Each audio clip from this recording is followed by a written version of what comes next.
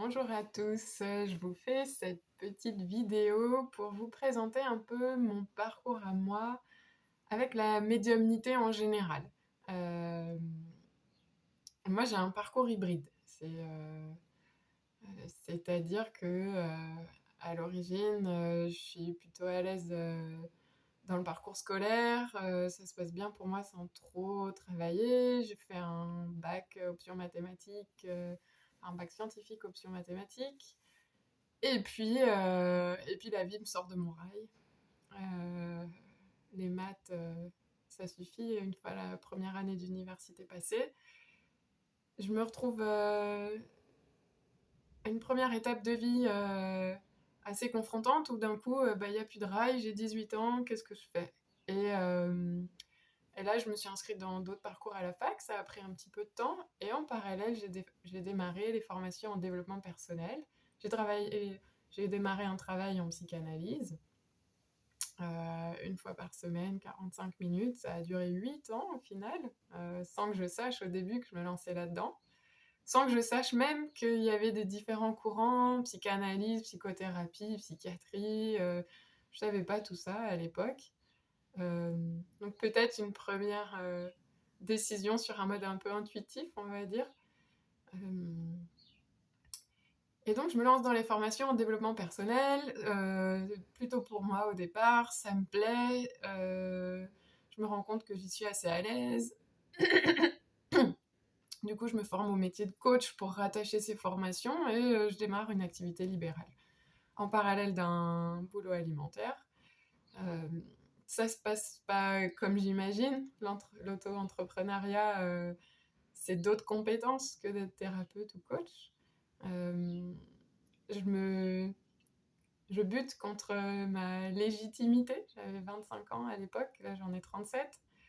Et je décide de m'inscrire à l'université pour obtenir le titre de psychologue, pour avoir une formation de 5 ans avec de la théorie, de la pratique, des stages, une reconnaissance aussi des pairs, du public, entre guillemets. C'est un métier qui est réglementé, qui correspond un peu mieux à la hiérarchie aussi que me proposait ma grand-mère maternelle, très médecin, avocat, et donc, ou politicien, donc des métiers très reconnus, un peu dans une certaine conformité, on va dire, du monde du travail, avec un certain niveau d'études, etc.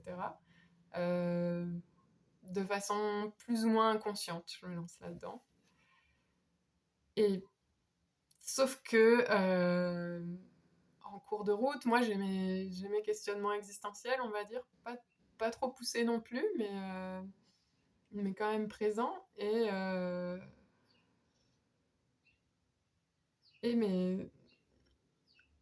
mes difficultés se posent sur des migraines. Des migraines hépatiques avec aura. Donc, ça veut dire que pendant 48 heures, il faut que je sois dans le noir, je peux rien manger, rien faire. Et c'est le blackout. Ça a commencé quand j'avais 13 ans et ça se présentait à chaque fois que j'étais stressée finalement. Période d'examen, pression au boulot. euh, Souvent avant les vacances, juste au moment où on peut commencer à décompresser, hop, c'était le fonctionnement de mon corps, c'était très somatique, on va dire. Et, euh, et en même temps, le lien entre le psychique et le somatique était assez évident déjà. Euh, et finalement, bah, la psychanalyse, le coaching, c'est pas forcément ça qui portait ses fruits, en tout cas pas sur une efficacité immédiate. C'est ma mère qui me poussait depuis quelques années à aller voir une réflexologue plantaire, ou palmaire, en tout cas elle faisait les deux, et qui était en réalité énergéticienne, magnétiseuse, qui travaillait avec les fleurs de bac. Et je pense que là, il y a eu un vrai déclic pour moi, parce qu'à la sortie de la première consultation, bah, j'ai vraiment vu un vrai changement que j'ai senti dans mon corps. Je pense que là, ça s'adressait à ma façon à moi de percevoir là où moi j'accorde de la fiabilité quelque part. Là, je le ressentais dans mon corps. Il y avait un avant, un après. Elle utilisait aussi la numérologie.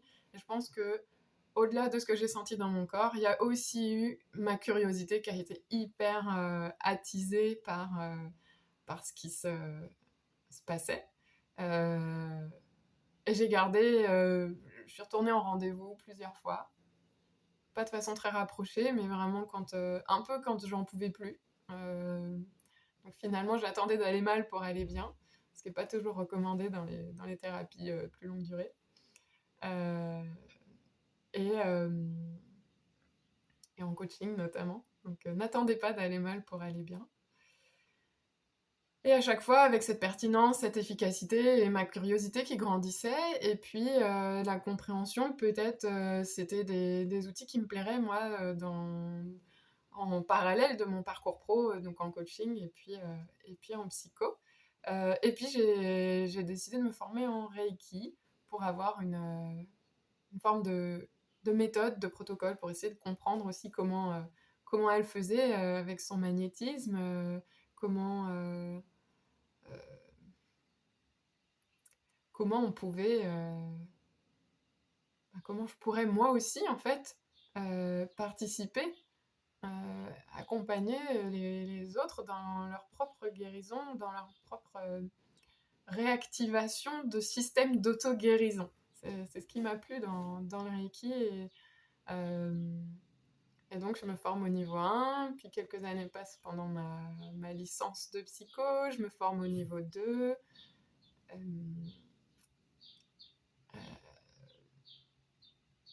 la psycho, je fais une année de césure parce que je sens que c'est beaucoup d'adaptation pour moi, beaucoup de choix, beaucoup de sélection au niveau des sujets. Je fais attention à ne pas mélanger toute cette dimension énergétique qui est en train de rentrer dans ma vie.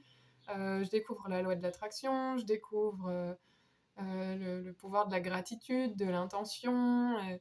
Et à la fois, je retrouve dans mes cours de psychologie des choses qui sont quand même qui se chevauchent. La pensée créatrice, on n'en parle pas exactement comme ça, mais on parle de l'effet placebo, de l'effet nocebo.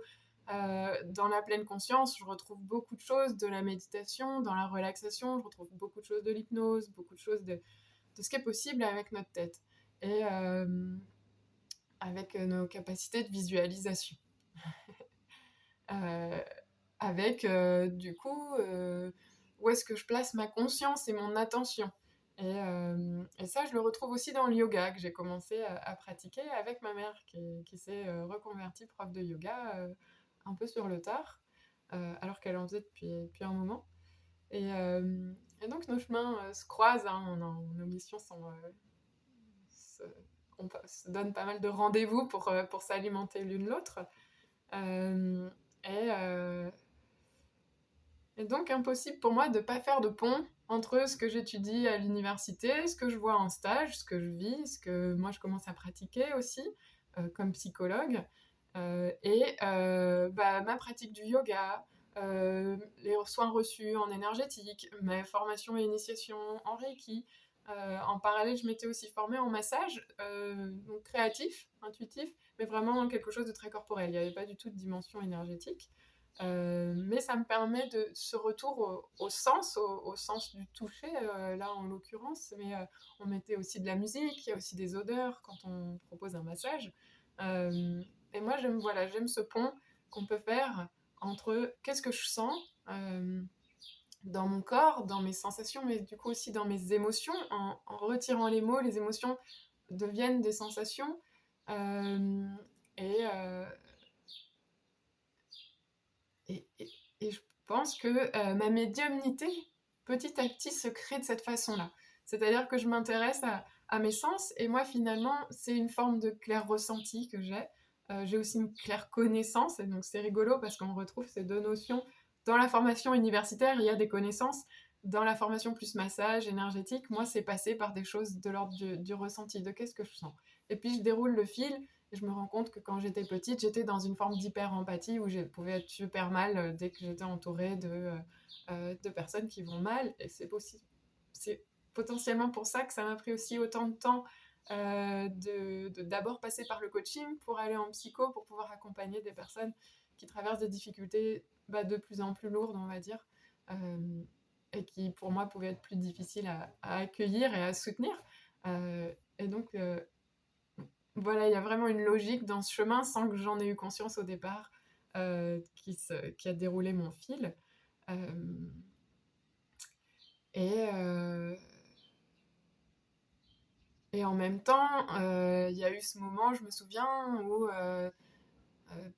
la première année à l'université en psycho se termine et je me dis non mais là j'ai besoin de m'intéresser aussi à d'autres choses et à accepter que ces choses-là m'intéressent. Et ces choses-là, c'était justement le tarot, l'astrologie, auxquelles je m'interdisais un peu d'avoir envers lesquelles je m'interdisais d'avoir de la curiosité pour essayer de rester normale, conforme, pas être folle. Je pense que la première année de psycho a permis aussi de jalonner, de définir qu'est-ce qui est fou, qu'est-ce qui est pas fou.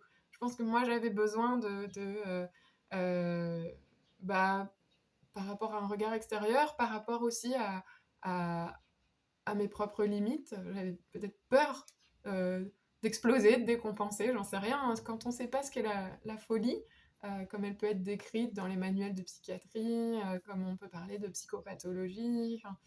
Euh, je crois que j'avais un imaginaire assez débordant sur ça et que ça pouvait m'arriver d'une seconde à l'autre, quoi. Et que s'intéresser à ces choses-là me ferait glisser ou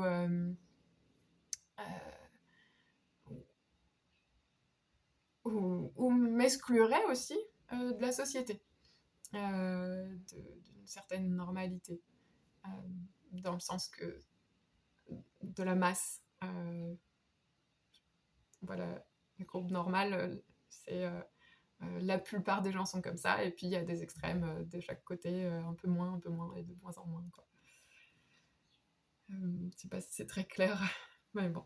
Euh, Donc j'ai vraiment eu un moment, cette décision de non-stop, là, j'ai donné dans la normalité, entre guillemets. Je suis allée à l'université cette année, j'ai pris les cours, j'ai vu ce que c'est. J'ai eu suffisamment de barrières de sécurité pour m'autoriser à voilà, m'engouffrer aussi pleinement, comme je venais de le faire, parce que je fais les choses assez pleinement.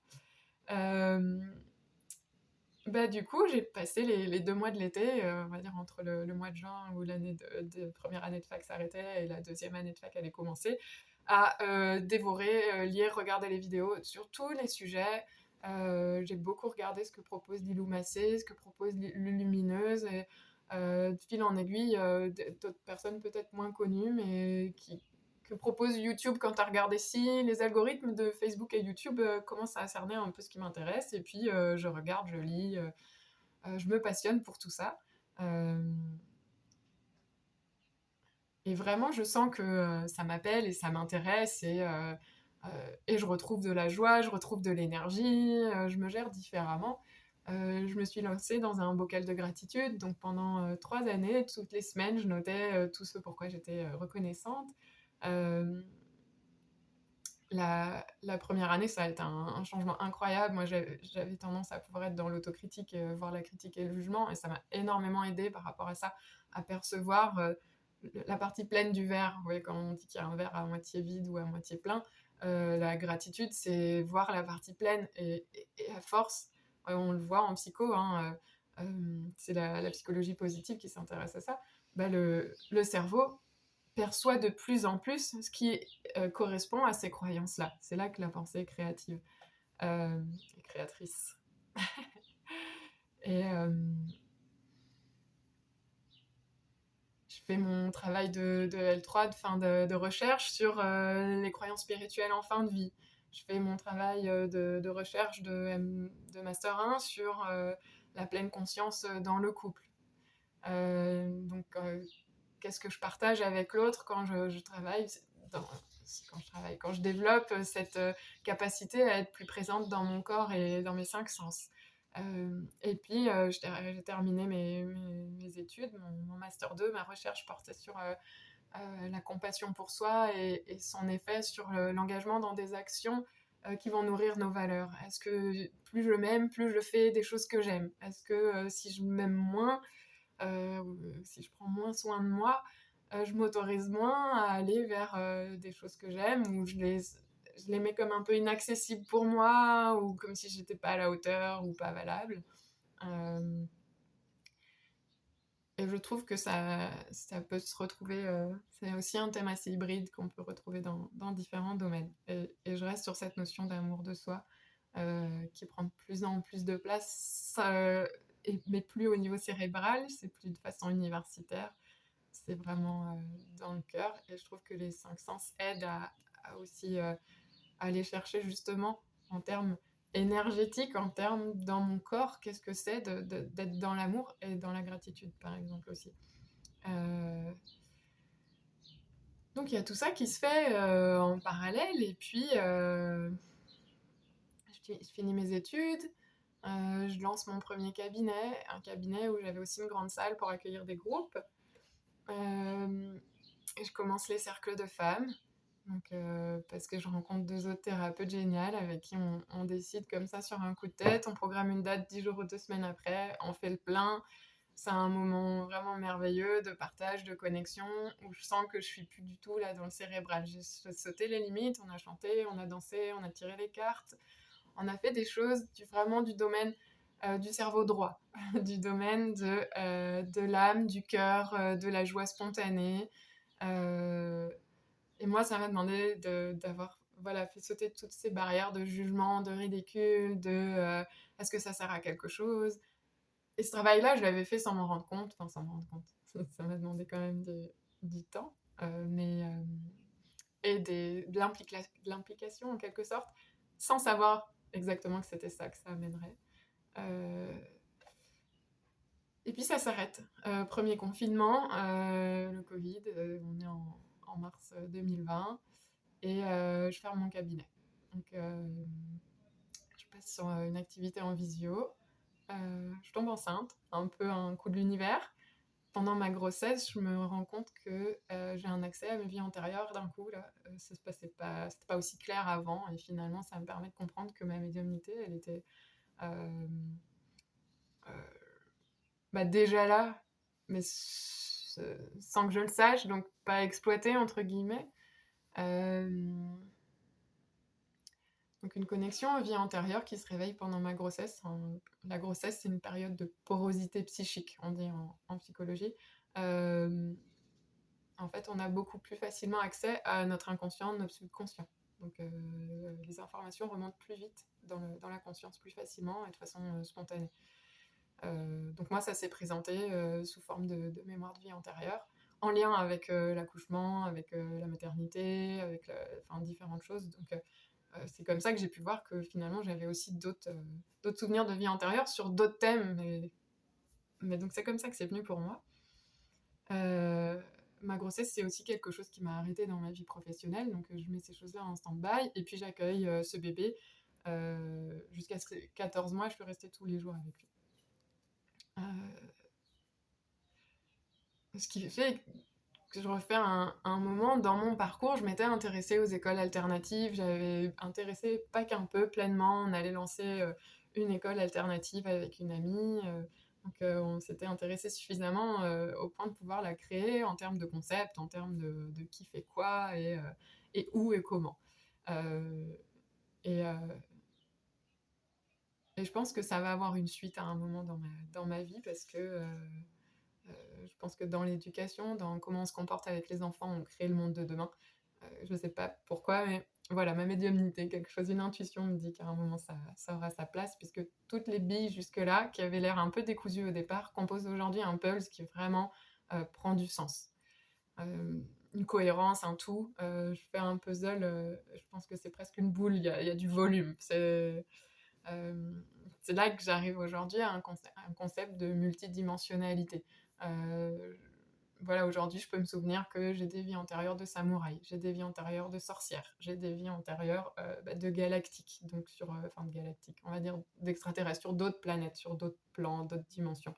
Euh, J'en ai des bribes, parce que j'ai pas la clairvoyance, certaines images, mais très peu. Donc, je pense que c'est pour ça aussi que je vais en stage de médiumnité avancée bientôt, pour aller continuer d'explorer comment ça se présente chez moi, pour maîtriser sans être dans le contrôle, mais pour savoir comment moi je peux euh, mieux comprendre, mieux appréhender, mieux me servir, euh, et aussi plus être dans mon être. C'est 2 niveaux différents euh, de ces capacités-là, qui sont dans mes potentiels et comme j'aimerais être plus souple peut-être par exemple, que mon corps soit plus souple ou savoir peut-être danser sur d'autres rythmes que ce que je sais déjà faire. Enfin, voilà, j'ai à cœur de développer un peu tout ce qui est possible pour moi dans mon corps et dans cette vie. Et donc voilà, il y a cette grossesse, ces 14 premiers mois de vie de mon fils, qui nous donne son prénom en canalisation en quelque sorte. Donc c'est des brèves expériences que j'ai comme ça, de médiumnité, de mémoire, de tac-tac. C'est pas mon quotidien. C'est mon quotidien quand, par exemple, je me demande est-ce que je prends un manteau ou pas. Là, c'était un exemple de lumineuse et qui me parle, je sais pas pourquoi. À ce moment-là, tous les jours, qu'est-ce que je mets dans mon sac? Il y a un truc de j'ai les réponses, oui, non, ça c'est pas la peine, tac tac. Très, très quotidien comme façon d'utiliser sa médiumnité, mais pas forcément sur d'autres choses. Je l'ai sur qu'est-ce que j'ai envie de manger. C'est comme si mon corps me disait de quoi j'avais besoin exactement et seulement maintenant, par un peu comme si je savais de la texture dont j'avais envie, le goût dont j'avais envie. Des fois, c'est très précis et j'ai pas toujours ce qu'il faut. Donc, je m'accommode aussi. Donc voilà là où peut se placer ma médiumnité. C'est un peu particulier. Donc, je me retrouve avec ce petit garçon pendant 14 mois et mon fils. Et je décide de m'inscrire. Je tombe sur la publicité sponsorisée sur Facebook de la formation en hypnose régressive. Et je sens que c'est le moment de reprendre mon activité pro, mais d'une façon différente. Et je me lance dans cette formation un peu complètement par hasard, on va dire. Enfin, mais pas du tout. Enfin, parce que c'était carrément un rendez-vous, parce que cette formation, avec les personnes qui étaient présentes, mais aussi avec la matière, le sujet que c'est, les possibilités que ça amène. J'avais tout fait, tout concordait dans mon parcours précédent pour que ce soit hyper simple et fluide pour moi, pour que tout me parle. La façon dont enseignait Jérémy aussi. Et à la sortie de la formation, je dis à Jérémy, moi je me verrais bien enseigner. Je sens que là, on est sur un sujet que j'ai envie de transmettre. Est-ce que tu as une place pour moi dans l'école? Là, Jérémy me dit pas maintenant. Ça vibre pas, c'est pas le moment. Pour l'instant, c'est non. Et c'est juste. C'est hyper juste. Enfin, de toute façon, c'est comme ça. Mais je lâche pas l'idée. Je me dis que si ça se fait pas là, ça se fera ailleurs. Il y aura autre chose pour moi. De toute façon, je sais que je suis sur un rail, là, un nouveau rail. C'est pas le rail conforme que j'avais pris jusqu'à 18 ans. Là, je suis sur un autre rail où de toute façon, la vie amène les choses, avec des épreuves, enfin, des moments à traverser, mais que je traverse tous les uns après les autres en percevant ma force, en comprenant, il y a quelque chose de fluide, avec des douleurs, des émotions désagréables, mais tout se passe bien, en fait. Enfin, mes besoins sont... Ma sécurité est gérée, la santé ça va, donc on continue.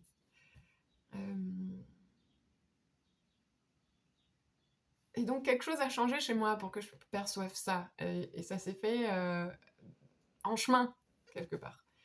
Et ça s'est fait, je pense, avec ce contact petit à petit, de plus en plus fort, de plus en plus clair, avec de quoi j'ai envie, de quoi j'ai besoin. Cette attention, et c'est là que pour moi il y a de l'amour de soi, c'est que je prends soin de moi, de comment je me sens. Régulièrement, j'essaye d'avoir un temps où je peux respirer. Est-ce que j'ai besoin d'écouter plutôt une musique douce, de ralentir? Est-ce que ça, j'en ai envie ou pas? Et de moins en moins me forcer. Je pense que c'est ce que permet la médiumnité, je pense que c'est ce que permet l'amour de soi, le fait d'être connecté à son être, en fait, à ses sens, à ses besoins, ses valeurs, ce qui est important pour soi.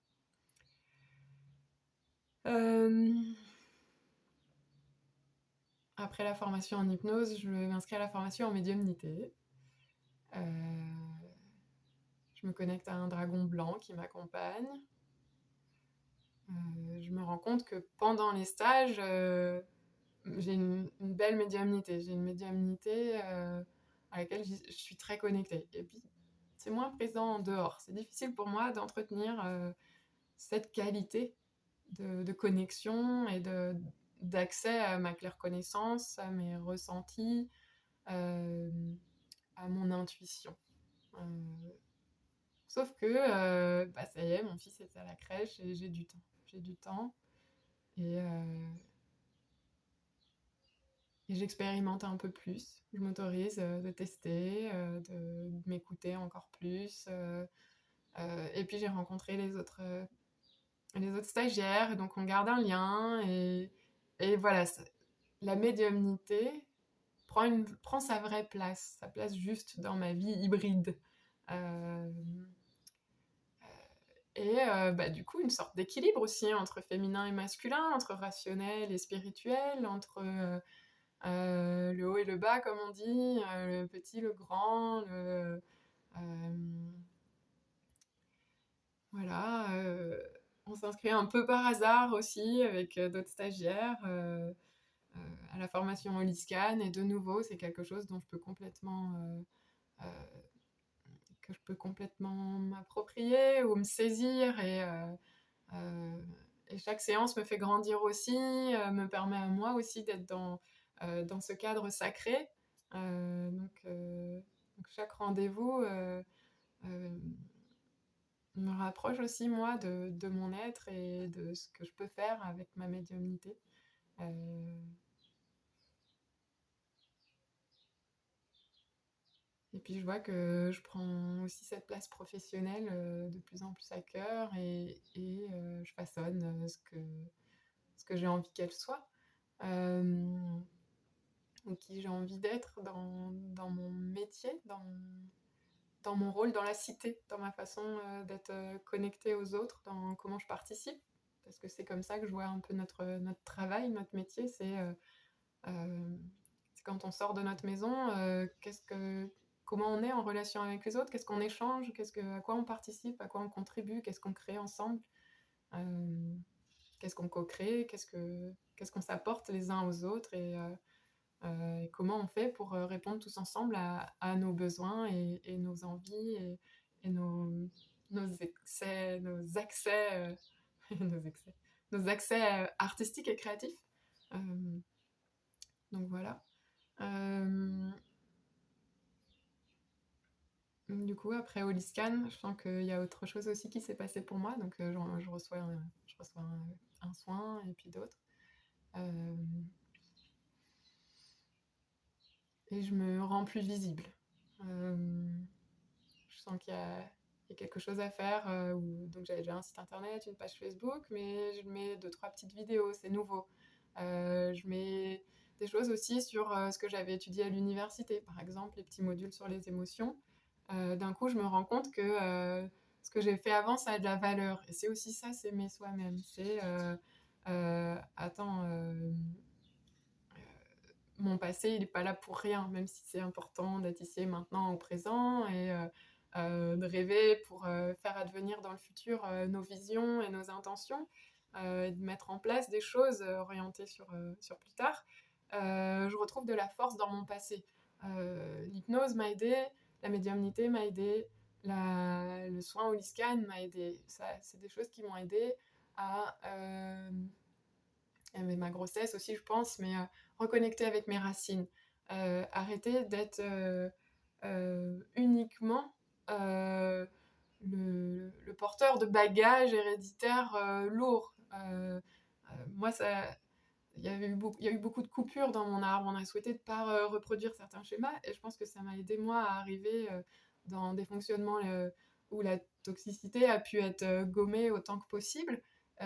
Sauf que j'avais pas pris les bagages aussi, les forces, les ressources, et j'étais coupée d'une certaine reconnaissance envers mes ancêtres, euh, et puis envers ma connexion à la Terre aussi, quelque part. Il y avait quelque chose d'intellectuel et de connecté, et même s'il y avait ce travail sur ses sens, il y avait quelque chose qui n'était pas toujours ancré, qui n'était pas toujours... je prends ma place aussi dans l'histoire avec un grand H de l'humanité, parce que je suis incarnée.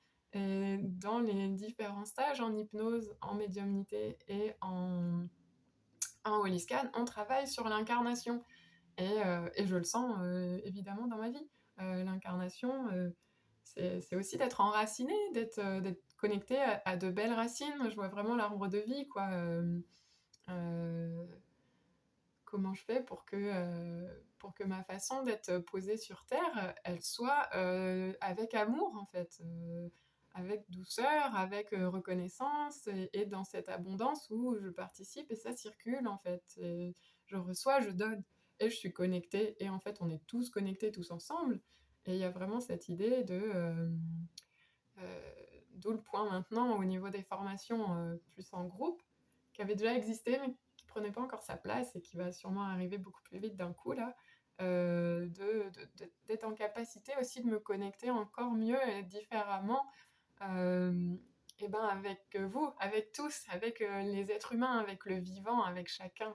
Maintenant que j'ai vu ma famille, ma planète, enfin, notre endroit géographique, le cosmos, voilà, il y a quelque chose de ok, il y a eu suffisamment de guérison, il y a un petit coup de tissage qui se présente, donc ça fait partie de ma médiumnité aussi. Je tisse, j'ai un accès assez facile au light language et à des soins galactiques et quantiques. La formation en soins vibratoires, là, elle m'a apporté de la lumière en quelque sorte, c'est-à-dire que je me suis rendu compte que c'était évident pour moi en fait, ce truc des fréquences et des vibrations.